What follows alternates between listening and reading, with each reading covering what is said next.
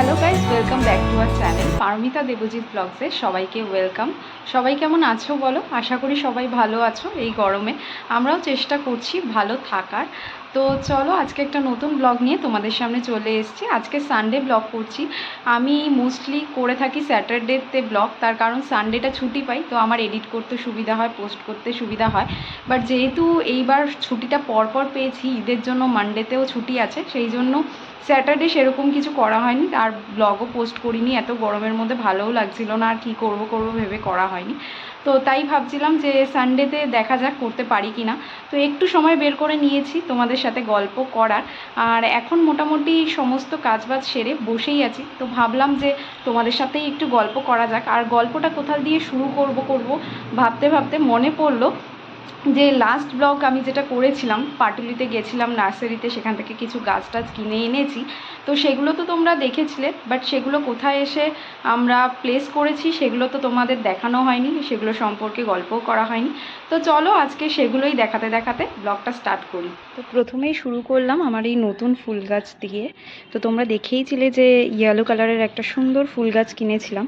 আজকে এটা কড়ি হয়ে রয়েছে, যদি ফুটতো ঠাকুরকে দেওয়া যেত, ফোটেনি বলে আমি দিইনি। বাট এটা কালকের মধ্যে ফুটেও যাবে আশা করি। তো এরকম সুন্দর একটা গাছ, সবে মাত্র জল দিয়েছি, পাতা থেকে জলগুলো এখনও সরেনি।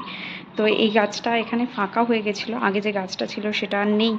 তো সেই জন্য এই গাছটা কেনা হয়েছিল সেদিনকে। তো আমার তো ফুল গাছ সব থেকে বেশি ফেভারেট। তো হাই মেনটেন্যান্সের কোনো জিনিস আমরা সেইভাবে কিনি না। তো চলো এবার আস্তে আস্তে ভেতরের দিকে যাই, ইনডোর প্ল্যান্টগুলো যেগুলো কিনেছি সেগুলো এবার তোমাদেরকে দেখাই। আগের ব্লগে যদি তোমরা খেয়াল করে থাকো দেখবে যে স্নেক প্ল্যান্ট যেটা কিনেছিলাম সেটার পাশ থেকে একটা ছোট্ট মতন প্ল্যান্ট বেরিয়েছিল। তো ওই দাদা বলছিল দিয়ে দেবে, আর সেটার জন্য একটা ছোট্ট কিউট এরকম টাইপের টব কিনেছি। তো এটাতে দেখো এখন মাত্র দুটোই পাতা বেরিয়ে আছে, এখনও সেইভাবে ফোটেনি, বাট ভেতর থেকে না একটা পাতা দেখা যাচ্ছে। জানি না কতটা বোঝা যাচ্ছে ক্যামেরার মধ্যে দিয়ে, তোমরা বুঝতে পারবে। বাট এটা কিন্তু আস্তে আস্তে বাড়লে তখন আমরা এই টবটা চেঞ্জ করে দেবো। টবটাও কিন্তু খুব সুন্দর পেয়েছি, হয়তো অনেকের বাড়িতেই আছে, বাট আমার ছিল না। আর সব কটা টবই এবার হোয়াইট কালারের কিনেছি, যেহেতু ঘরের মধ্যে প্লেস করব। আর এইটা দেখো ঠিক পাশাপাশি এই পিলারটার দু সাইডে দুটো রেখেছি গাছ। আর এটা হচ্ছে জেড প্ল্যান্ট। তো এই প্ল্যান্টটাও একটু ঝাঁকড়া দেখেই কিনেছিলাম, সবে মাত্র জল দিয়ে দিয়েছি। আর এগুলো না সত্যি কথা বলতে মেনটেনেন্স সেরকম কিছুই নেই, সার মাটি দিয়ে বসানো আছে, আর উইকলি একবার জল দিলেই হয়ে যায়। তো সেই জন্য আমি আগেই বললাম যে হাই মেনটেনেন্সের কোনো জিনিস আমি সেইভাবে কিনি না, কারণ যেহেতু আমরা পারবো না, তারপরে গাছ মরে গেলে খুব কষ্ট লাগে, সেই জন্য। আর এই যে লাকি বাম্বুটা রয়েছে, গুড লাক বাম্বুর এই গাছটা বেশ অনেক দিন হয়েছে। আগে এটা টিভির সামনে থাকতো, এখন এটাকে সাইড করে দিয়েছি, একটু এদিক ওদিক করেছি গাছগুলোকে যাতে ঘরটা সুন্দর লাগে। তো এইভাবে বসানো আছে। আর গাছেদের যত্ন করা কিন্তু একটা আর্ট, সেটা যদি না ঠিক মতন পারি তাহলে গাছ কেনাই উচিত না, কারণ এগুলো একটা প্রাণ। তো এগুলোকে বাঁচানোর দায়িত্ব অবশ্যই আমাদের, যদি আমরা নিয়ে থাকি নিজের থেকে। আর এই গাছটা কিন্তু অনেক দিন আগে কেনা, বাট কিছু পাতা হয়ে গেছিলো ইয়েলো, মানে শুকিয়ে গেছিলো, তো আমি ওগুলোকে কেটে কেটে দিয়েছি, তোমরা দেখতে পাবে। তো এখান থেকে শুনেছি, মানে আমি ইউটিউব দেখেই করেছি এটা, যে তাহলে নাকি নতুন পাতা জন্মাবে, আর দেখতেও বাজে লাগছিল, সেই জন্য কেটে রেখেছি। তো আপাতত মোটামুটি এই কটা গাছই রয়েছে। আর এই যে স্নেক প্ল্যান্টটা রয়েছে, এটার যে বড়টা সেটা আমি তোমাদের এক ঝলক দেখিয়েছি, ওটা আমার নিচের ঘরে রেখেছি। তার কারণ ওটা নিচের ঘরের জন্যই কিনেছিলাম, ভেবেছিলাম যে নিচের ঘরেই রাখবো। তো এইটা একটা এক্সট্রা বোনাস বলতে পারো, যেটা উপরের ঘরে এনেছি, বাট মেন যেটা রেখেছি সেটা কিন্তু নিচের ঘরেই রেখেছি। কিছুক্ষণ আগে স্নানটা করেছি, কে জাস্ট বলবে যা গরম, মনে হচ্ছে ঘেমে গিয়ে আবার স্নান হয়ে যাচ্ছি, আর কীরকম একটা লাগছে। তো যাই হোক, তোমাদের সাথে গাছগুলো তো দেখিয়ে দিলাম যেগুলো কিনেছিলাম, আমার খুবই পছন্দের। আর গাছ এমনই একটা জিনিস, ভালোবাসলে সেটা কিন্তু রিটার্ন পাওয়া যায়। তো সেই জন্য গাছ যেগুলো খুব কম মেনটেনেন্স করলেই গাছগুলোকে বাঁচানো যাবে সেরকমই আমরা কিছু করি, কারণ উপরের ঘরটাতে না সব সময় তো আসা হয় না, নিচের ঘরেরগুলোকে যেমন ডেইলি বেসিস জল দিতে পারি সেই রকম ধরনের কিছু কিনি। আর এই ওপরের ঘরটার জন্য যাতে উইকলি করলেই, কারণ স্যাটারডে সানডে করে আমাদের টাইমটা হয়, তো তাহলেই যাতে গাছগুলো সুন্দরভাবে বেঁচে থাকতে পারে সেই রকমই কিছু কিনেছি। এখনও বহু জিনিস, মানে বহু গাছ ওখানে দেখে এসেছি, যেগুলো খুব পছন্দের, যেগুলো কেনার ইচ্ছা, জানি না কবে কিনতে পারবো, বাট ইচ্ছা আছে একটা একটা করে কিনবো। আর এই গরমের মধ্যে আমি ফ্যান ট্যান অফ করে চেষ্টা করলাম অনেকক্ষণ ধরে যে যাতে ভয়েসটা ক্লিয়ার আসে আর তোমাদের সাথে ভালোভাবে কথা বলতে পারি, বাট এতটা গরম লাগছে আমি আর পারলাম না। তো জানি না ভয়েস কতটা ক্লিয়ার আসবে, হয়তো একটা ঘ্যারঘ্যারে আওয়াজ হতে থাকবে, তার কারণ ফ্যানটা চলছে। তো অ্যাডজাস্ট করে নিও, তোমরা বুঝতেই পারছো, জানো যারা কলকাতায় থাকো যে কী হারে গরম পড়েছে, ফ্যান অফ করে থাকাটা এক মুহূর্ত পসিবল নয়। আর আজকে ব্লগটা করার one of the other reason is, আজকে কিন্তু একটা স্পেশাল দিন আমার জন্য বলতে পারো, বা দেবজিতের জন্য এই বছরটা একদমই নয়। সবাই জানো যে এই সপ্তাহটা গেছে একটা দিন, যেটা সবাই যারা ম্যারেড তারা জানো যে জামাই ষষ্ঠী গেছে। তো জামাই ষষ্ঠীর দিনটা প্রত্যেক বছর যবে থেকে বিয়ে হয়েছে লাস্ট 3 ইয়ার্স, তো খুবই সুন্দরভাবে কেটেছে। আর জানোই যে একটা জেনারেশনের জন্য আরেকটা জেনারেশনের বন্ধ হয়ে যায়। আগে যেমন ছোটোবেলায় মামাবাড়ি যেতাম, মায়ের হতো, তো সেটা মায়ের বন্ধ হয়ে গেছে, কারণ আবার আমার শুরু হয়েছে। তো সেই জন্য এই স্পেশাল দিনটা আমরা সেইভাবে খুব আনন্দ করে মজা করে কাটাই, বাট এই বছরটা একটু অন্যরকম। আর এই অন্যরকমটা হওয়ার জন্য সত্যি কথা বলতে কোনো রকম আফসোস নেই যে আমরা এই বছরটা পালন করতে পারলাম না, কারণ যে সিরিয়াস ইস্যুটার জন্য আমরা পালন করতে পারছি না সেটা আমরা নিজে থেকে চেয়েছি, সেই জন্যই পারছি না। আদারওয়াইজ আমরা চাইলে অ্যাটলিস্ট খাওয়া দাওয়াটা করতেই পারতাম ওই দিনে, বাট দেবজিৎ একদম স্ট্রিক্টলি না করেছে আমার মাকে যে এই বছরটা অন্তত পক্ষে ও যখন মানে ওর বাপির জন্য সবটা মানছে, তাহলে এগুলো একটু মানবে। আর এই বছরটা ও কোনো রকমভাবে কোনো এনজয়মেন্ট করতে চাইছে না, মানে সেই রকমভাবে বলতে কোনো রিচুয়ালসের মধ্যে যেতে চাইছে না, বা রিচুয়ালস তো হবেই না, ছেড়ে দাও, শুধু খাওয়া দাওয়া বা হেনাতেনা এইগুলো জিনিস। তো আমরা তো সানডে করে যাই, তো প্রত্যেক সানডেতেই কিছু না কিছু ভালো মন্দ খাওয়া দাওয়া হয় বাড়িতে। তো সেই জন্য ও বলল যে যদি যাই আমি তাহলে সানডেতেই যাব, আপনি কোনো কিছুই পাতাবেন না। তো মা বলছিল যে কোনো রকম নিয়মকানুন না করে যদি খাওয়া দাওয়াটুকু করানো যায় তাহলে সেটাই অন্ততপক্ষে হোক, বাট ও একদমই মানতে রাজি হলো না। আর যেহেতু ও মানতে রাজি হলো না, সেই জন্য এই বছরটা আমিও যাইনি। আমার খারাপ লাগার একটা ছোট্ট রিজন, সেটা হচ্ছে জামাই ষষ্ঠী বলে নয়, একদমই নয়। তার কারণ হচ্ছে ষষ্ঠী এক একজনের বাড়িতে এক এক রকমভাবে পালন করা হয়, হয়তো জামাই ষষ্ঠীটাও তাই। আমাদের বাড়ির যেটা নিয়ম যে ষষ্ঠী মানে তো বাচ্চাদের জন্য করা হয়, তো ষষ্ঠী কিন্তু আমার মায়ের যে আমি বিয়ে হয়েছে, আমার বিয়ে হয়েছে বলে জামাই হয়েছে তাই জন্য ষষ্ঠী পাতাচ্ছে, এরকমটা একদমই নয়। মা সবসময় ছোট্টবেলা থেকে দাদার আমার এই দিনটাতে ষষ্ঠী করে থাকে, যেরকম মানে পাখা দিয়ে শার্ট করতে হয় বা যা যা করতে হয় রিচুয়ালস আমাদের বাড়ির আছে সেগুলো করে থাকে। তো সেটা একদম ছোটোবেলা থেকে কন্টিনিউ হয়ে আসছে। তারপরে হয়তো আমরা মামাবাড়ি যেতাম বা কিছু, বাট সেটা যেহেতু এই বছরটা হয়নি। আর এখন সোশ্যাল মিডিয়া হওয়াতে এত পোস্ট দেখতে পাই, তো একটু হালকা হলেও এটা মিথ্যে কথা বলা হবে যদি মিস করিনি বলা হয়, বাট হ্যাঁ একটু মিস করেছি। বাট সেই মিসটা এমন নয় যে হলো না বলে কিছু একটা বেরিয়ে গেল যে যেটার জন্য খুব কষ্ট হচ্ছে, সেরকম কিছু মনে হয়নি। তার কারণ এটা আমরা নিজে থেকেই চাইনি। আর এই ফার্স্ট টাইম যে আমার ষষ্ঠী হলো না, মানে জামাই ষষ্ঠী বাদ দিয়েও তো আমাদের হয়, তো সেটা হলো না। আর তার মধ্যে দাদাও এখন শ্বশুরবাড়ি তো যাবে, তো ওরাও চলে গেছিলো, তো মার ঘরে ফাঁকাই লাগে, সেই জন্যই মা বারবার করে যাওয়ার কথা বলছিল। তো কি হয়, একটা জেনারেশনে স্টার্ট হলে আরেকটা জেনারেশনে অটোমেটিক্যালি বন্ধ হয়ে যায়। দাদু দিদা তো অনেক দিন আগেই মারা গেছেন, বাট এই দিনে মামা বাড়িতে কিন্তু খাওয়া দাওয়াটা কোনো সময় আমার বিয়ের আগে পর্যন্ত বন্ধ হয়নি। তো আস্তে আস্তে সেগুলো কন্টিনিউ আর হতে পারছে না।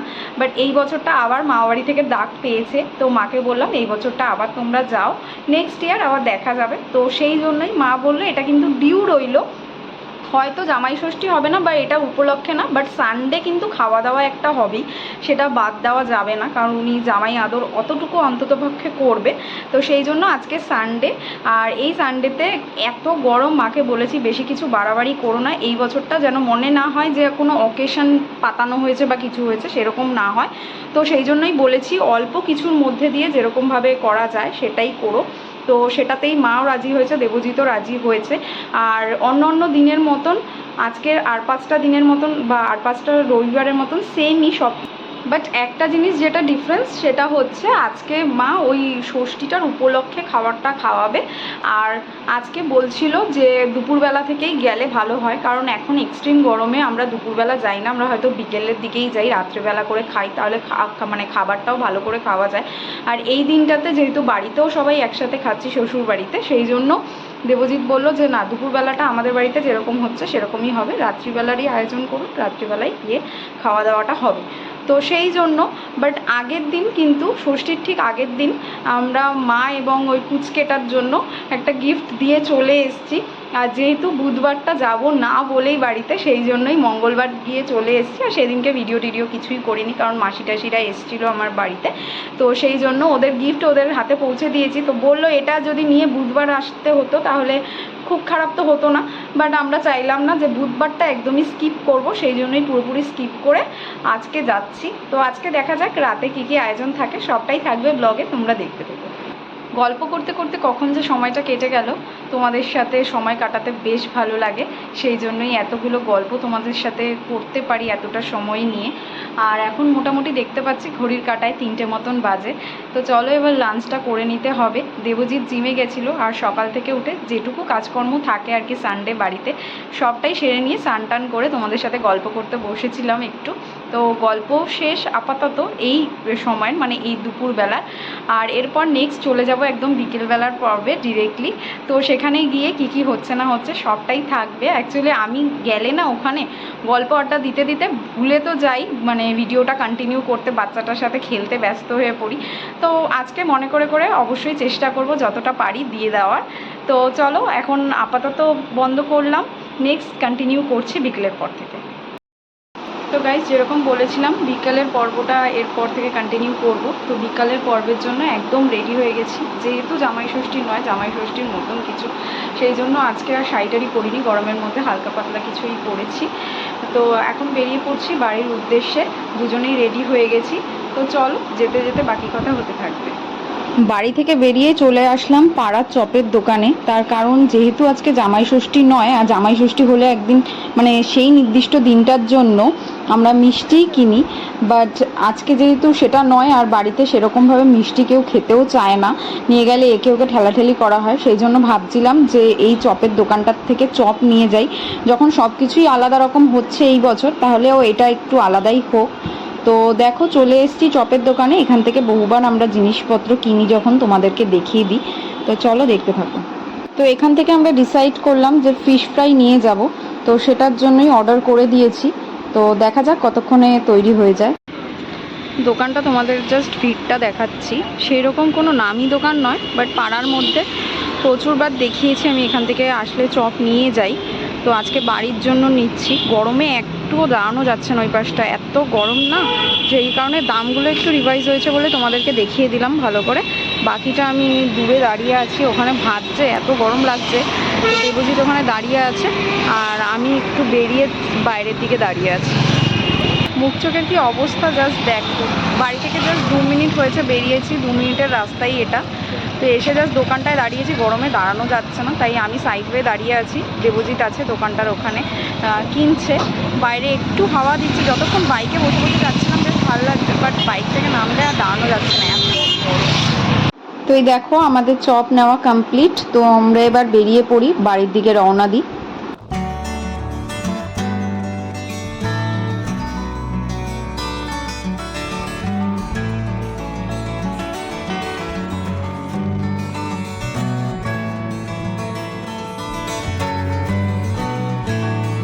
তো দেখো চলে এসেছি বাড়িতে, আর বাড়িতে আসার পরেই যার ওপর আমরা ঝাঁপিয়ে পড়ি, সবাই যার দিকে তাকিয়ে থাকে, যার দিকে সব থেকে বেশি আমাদের দৃষ্টি আকর্ষণ হয়, সে হলো এই ছোট্ট পুচকেটা। তো ও আসলে প্রথম প্রথম একটু লজ্জা পায়, আমাদের কোলে আসতে চায় না, বাট একটু হাসে, সব কিছুই করে, বাট একটু ওর টাইম লাগে, টাইম নিয়ে আমাদেরকে একটু চেনে, কারণ 1 সপ্তাহ বাদে বাদে যাই, তো মাঝে মধ্যে ও চিনতে একটু হয়ে যায়, মানে আর কি ভুলে ভুলে যায়। তারপরে যখন 10-15 মিনিট হয়ে যায় তখন আবার মিলেমিশে যায়, তখন আবার কোলে আসে। এখন দেখো মায়ের কোলে চুপচাপ করে বসে আছে, যেন কিছু জানে না, কিন্তু সারাদিন নেচে নেচে বেড়ায়।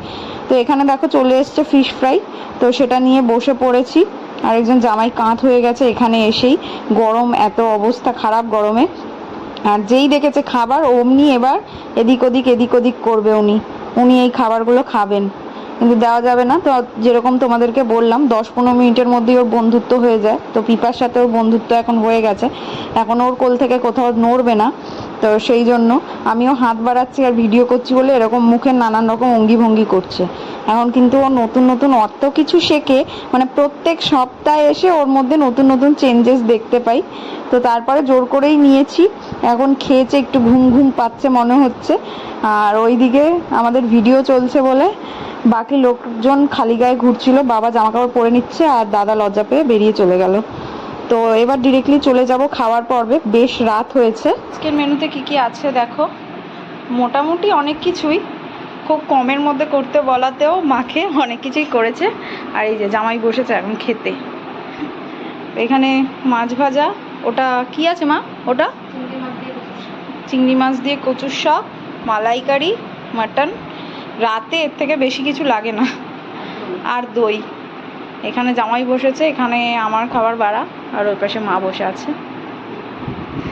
ঠিক আছে চলো আমরা খেয়ে নিই, কারণ রাত মোটামুটি দেখো 11টা মতন বাজে, 11টা বেজে গেছে আর কি। তো খেয়ে আবার বাড়ির দিকে এগোতে হবে। রাত ভালোই হয়েছে, আর যা গরম পড়েছে এতে এখন রাতের খাবার হিসেবে এটাই অনেক বেশি। তো খাবারের রিভিউ খেয়ে দিয়ে উঠে দেওয়া হবে।